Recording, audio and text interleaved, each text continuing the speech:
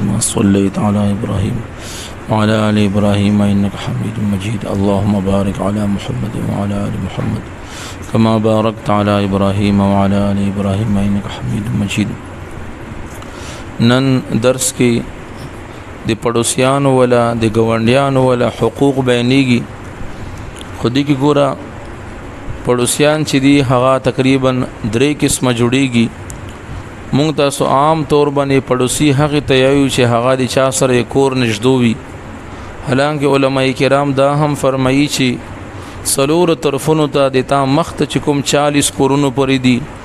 اتا ورستا همدغه شانخي طرف ته او غس طرف ته دا ټول په گاونډیانو کې راځي. نو یو خو هغه دی چې د تا سره کور نږدې وي اور بل قسم ته گاونډي هغه دی چې صرف د تا اور د هغي ولا کمرې سره نږدې وي لکه ډیر مسافر ولا دیری وي هغه خپل کې یوې کمرې کې سره پاتې کیږي. نو دا خپل کې سره گاونډیان دي انډیولان دي یا دی دغه مسافر ولا اور دغه مزدورکار ولا دغه نوکر پېښه خلکو ولا چې کوم نږدې کمرې دي سره نو دا هم خپل کې سره گاونډیان دي دا به یو بل حقوق ادا کوي. اور دریم قسم ته گاونډي ملګری هغه دی چې د تاسو سره څو گاډي کې کېنستل او صرف سفر دي سره کوي د کېډې نه ونی ساتر بازار پورې سوزکی په سیټ کې سره ناس نو تاسو هم د یو بل گاونډیان د بازار پورې همدغه شنچېره ډاکټر تلاړي دفتر کې د کار دی اغاز کې انتظارګاه کې 2 کسان سره کېنستل نو دا 2 چې دي دام د یو بل ولا گاونډیان دي. نو په انتظارګاه کې چې کوم انتظار سره کوي دا هم شول په گاډي کې چې سره کین یو ځای پورې سفر کوي هغه هم شول اور په سفر کې د کمرې ملګری شول یا د کمرو ول چې کوم انډي ولان بلې کمرې ول دا هم خپل کې سره گاونډیان دي اور چا چې کور سره نږدې وي نو هغه خو یا هم یعنی خپل کې سره گاونډیان هغه مونږ تاسو پیژنو. اور دغه 3 وړي بری کې الله په قران کې فرمایي یعنی تاسو د دوی سره خاص سلوک کوي یعنی وبذل قربا واليتامى والمساكين والجار ذي القربى والجار الجنب والصاحب بالجنب والجار ذي القربى اور نشدو چې کوم رشتہ دار دی د هغي ولا والجار الجنب اور هغه رشتہ دار چې هغه د تانه لري وي نو د هغه گاونډي چې د تا سره نږدې وي او هغه گاونډي چې د تا نه لري وي د هغې سره هم تاسو سره احسان کوئ او نیکی کوئ. عربي کې گاونډي ته جار ویلی شي. نو دې کې ځنه علماء کرام دا فرمایي والجار ذی القربا دین هغه گاونډي مراد دی چې گاونډي دی وي او هغه مسلمان هم وي. والجار الجنوب دین هغه گاونډي مراد دی چې گاونډي دی نه خو هغه کافر دی بیا به هم د هغه سره خاص سلوک کوي. اور بل والصاحب بالجنب اور هغه ملګری چې یعنی هغه کس چې د تا د سفر ملګری وي نو د هغه سره هم خاص سلوک کوي د هغه سره هم تاسو سره احسان کوي. اور بیا ځنه فرمایي چې نه والجار ذی القربا چا چې تاسو سره کور نږدې وي والجار الجنوب اور چا د کوم کس چې د تا نه کور لري وي نو د دې ول تاسو خیال ساتئ. خو چې د چا د سره څومره کور نږدې وي د هغې ولا حقوق زیات دي که هغه د خپلې عقیدې ولا دی که هغه د بلې عقیدې ولا دی اور که هغه بالکل سکوټ هغه بالکل صفا کافر دی بیا هم ته به د هغې ولا هغې سره احسان کوي او نیکي به کوي. اور دې کې دام فرمایي چې کوم گاونډي هغه مسلمان هم دی گاونډي دی هم دی رشتہ دار دی هم دی د دې 3 حقوق دي. یو دی گاونډي توب ولا اور بل دی خپل ولی ولا اور بل دی مسلمانی ولا. اور که یو گاونډي دی خو هغه مسلمان هم دی خو خپل دی نه دی نو د دې 2 حقوق دي یو دی مسلمانی ولا اور بل دی خپل ولی ولا. اور که یو گاونډي دی اور مسلمان دی اور خپل دی نه دی نو د دې هم یو حقوق دی د اسلام دی وجنه نو دا دی سره بوته نیکی کوي احسان وکي د اسلام دی وجنه جدا د مسلمان اورور دی. اور که یو گاونډي دی خو هغه کافر دی رشتہ دار دی هم نه دی نو بیا هم د دې پتا باندې یو حق جوړیږي ځکه چې هغه صرف د گاونډي توب دی وجنه تب د هغه سره خاص سلوک کوي. نو دې کې دا ده چې دی گاونډیانو ول ډېر حقوق بیان شوي تاسو به دې حدیثونو کې واوري. همدغه شان د سفر کو ملګری مونږ تاسو وګورو چې کله گاډي کې سره کینو فیلن کوچ کې نو یو نیم سړی به بالکل د سوزکۍ ولا په دې غړي سره کې بناس اور مشر سړای بو یې هغه بو ورخیږي نه بولیا را ویر کوي او نه بودای مخته پکې تیریږي او دې ته به څومره تکلیفي حالانکه دا د تا سفر ملګری شول د سره به تخصص کوي همدغه شان فلن کوچ کې شول ډبې کې شول ریل ګاډي کې شول نو د کې به هم د یو بل ولا خیال د یعنی حق بو ادا کوي اور بل چې کله دفتر د یا ډاکټر د هغه ته انتظار کوي نو په هغه کې مونږ تاسو وګورئ چې څومره یو بل نه مختکیدنو کوشش چې د هغه کوو نه په هغه کې هم د یو بل ولا لحاظ ستل اور د یو بل ولا خیال ستل چې دی هغه پکار دي تر دې پورې حدیث شریف کې دا هم رسی چې یو سړی د بل سړی سره بل کس سره یعنی لغون وخت پر هغه په سفر کې روان شي نو دی بری کې به هم تپوس کیږي چې تا د هغه ملګری سره څنګه سلوک کړی دی همدغه شان کوم خلق په اشټلو کې پاتې کیږي یوې کمرې کې پاتې کیږي درای واده نو هغه به یو بل سره خاص سلوک کوي د یو بل سره به هغه احسان کوي او نیکی بو کوي حضرت عائشہ رضی الله تعالی عنها یوز نبی علیہ السلام ته فرمایي چې یا رسول الله ما دوا غونډیان دي اور زه په دې کې چاته چې کله تحفه ورستوم چاته ورستوم نبی علیہ السلام ته فرمایي چې د کوم کور دروازه تاسو سره نږدې وي هغه ته اول تحفه ورستوه اوس مونږ تاسو وکړه کله وګورو یو گونډي کور بي هغه ته بو سړای و ټوکړام نویر کوي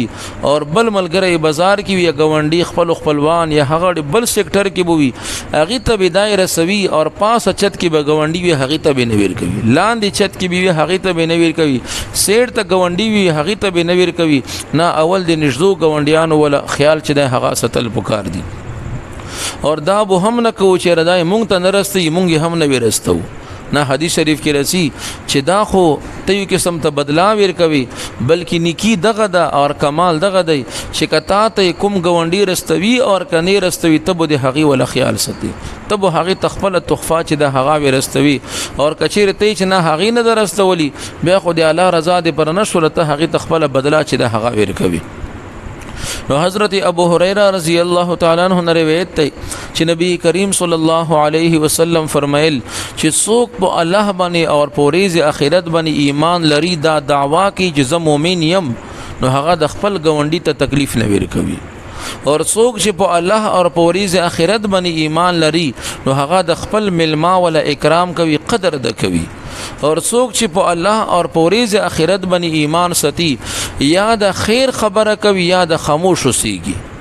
یا د خیر خبره کوي ښه خبره ده کوي اور یا د خاموش وسیږي نو دي کې داري چې یعنی گونډیانو ته تکلیف نه ور کول اوس د هغه تکلیف ور ډیر صورتونه جوړيږي ته په خپل گونډي باندې اوبره پرېګدي کپڑے زنانا مینځي او دا نه ګوري چې ما وبکم طرف ته روان دي ایبل گونډي گیټ ته ورسی دی هغه لیری ته ورسی اور د کې داري چې هغه نه ته پاس شت کې پته کېږي اوس پاس شت کې شور شغب کول یا غانې بجانې ټي وی غان دا لګول اور لاندې ته تکلیف یا لاندې ولده سي حرکت کې چې پاسه ته تکلیف همدغه شانت کور ته راغللی اور ارن باندې دغه تکیک د ولدا نه ګوري چې گونډیانو ته تکلیف ده اکثر خلکو سره دا احساس نوي اور دا چې په زور سره هغه موټر سایکل ته ریس ور کوا اور یا په گاډي باندې ارنونه ویا اور دا سوچ نه کوي چې کله شي ما گونډیانو کې څوک بیماران وي چاته تکلیف هغه سي چې ګوره رښتې هغه دی ویني ولني بلکې رښتې دی احساس ولوي چې چا سره د دې شایانو احساس وي هغه وګوري اور چا سره چې احساس نه وي هغه ته څه پته لګي چې چاته تکلیف ملويږي چاته نه ملويږي نو دي کې داوی چې یعنی په دې وړو شایانو ته به سوچ کوي کور ته چې کله راشي نو چې دمر ارن باندې ته ګوته کې غدي خپل نه ټلیفون وګي مسکال وکړي زه ډیر غلم گیټ کولاو کی اور همدغه شان دینه علاوه موټر سایکل چې کله سبای ټیم اکثر جمی کیونیم د سی وی چې هغه به سٹارټ کی به ګرموي ریس ور کوا اور ډیر د سی ګوندیان چې هغه ته تکلیف زنه رسیږي خو هغه سویل نه شي کنه نو ډیر احتباس حکم شی باندې چې تا ته تکلیف رسیږي پوي شپدی باندې بل ګوندی ته هم رسی وسغه کاربونه کوي اور بل نبی علیہ السلام فرمایي څوک چې په الله باندې په ورځ آخرت باندې ایمان لري نو هغه د ملما قدر کوي نو د ملما قدر کول دا د مسلمان ولا نشانی ده اور ملما باندې خفقیدل نه دی پکار ملما چې کور ته رسید هغه رزق اول نه رسیدلی وي مولانا پیر ذوالفقار سی مد ذله العالی او واقعا دا بیان کړی دا چې یو کور کې د یو خزي اور د سړ خون خپل مینس کې جګړه سره شروع وا اور په دغه وخت یو ملما کور ته راغللو نو چې میلما کور ته راغللو نو په دې وخت کې هغه خاوند چې د هغه چې بیبي ته راغللو چې روټۍ موټۍ تیاره کا هغې عزت تا میلما ته نه تیاروم نو په دې کې میلما دغه کس یو د میزبان د کور ولا او شرمېدلو چې زه څه وکم نو څه دروغ یې ول بنای جوړه کړه بل ګاونډي ته چې هغه تاسو مونږ کور ورلکه ټیک نه دی چې ته لاړه ده که ته سره ته پخه کې هغې چې بالکل ټیک ته نو هغه ګاونډیان د هغې ولا تیاري شروع کړله او دا د میلما سره کېنستلو څه ټیم بعد چې کله دا کور ته لاړلو بیبي په ژړا باندې وه ویدی چې ویلې ژاړي اوس خو داسې بدمشي کوله او جګړه دې کوله هغه چې اصل کې ته چې کله لاړلې او ما ته انکار وکړلو نو یو په سپین لباس کې کس رغلی و او د مونږ چې کوم صندوق و یا بورۍ و د هغې نه یې اوړه وړل سامان یې وړل ما چې ته څه کوي وی چې اصل کې دی کور کې د دې میلما ولا رزق و او تا هغه ته نه پخولو اوس د ګاونډي په کور کې هغه پخېږي د میلما ولا رزق زه هغې کور ته وړم نو په هغې کور کې دا پخېږي او هغې ته خپل رزق چې دی هغه ملویږي نو میلما چې رسي هغې د ځان سره خپل برکت او خپل رزق چې دی هغه راوړوي او اکثر په ظاهره باندې چې یو سړی ذات دیندار یی چې ما ذکر دی د ما وظیفې دي د ما معاملاتو کې خلل راوستلو دا بیا څوک میلما راغللو حالانکه کدا لغون خپل نیت بدل کی نو څومره اجر چې تا ته په دې وظیفې باندې په دې تلاوت باندې په دې ذکر باندې ملويږي هغه اجر تا ته د میلما په قدر باندې هم ملويږي شیخ الاسلام مفتی تقی عثماني صاحب هغه فرمایي چې ما څو وخت د کتاب د پر وبستل او ما په هغه وخت کې تصنیف کولو کتاب ما لیکلو اوس ما ته په دې ټیمه میلما راغلل ما باندې ډېر بوج جوړ شولو چې د لغونی وخت ما کتاب دی پر وبسل زلی کل کوم او په دې ټیم کې اوس ما ته میلما راشي و چې دا خبره ما خپل شیخ حضرت ډاکټر عبدالحی عارفی رحمت الله علیه ته وکړله چې کنه ما ته چې میلما راشي ما ته تکلیف جوړ وي ځکه چې ما په کار کې خلل رسي و چې ما ته خپل شیخ فرمی چې ته د کتاب چا دی پر لیکي او ویلی لیکي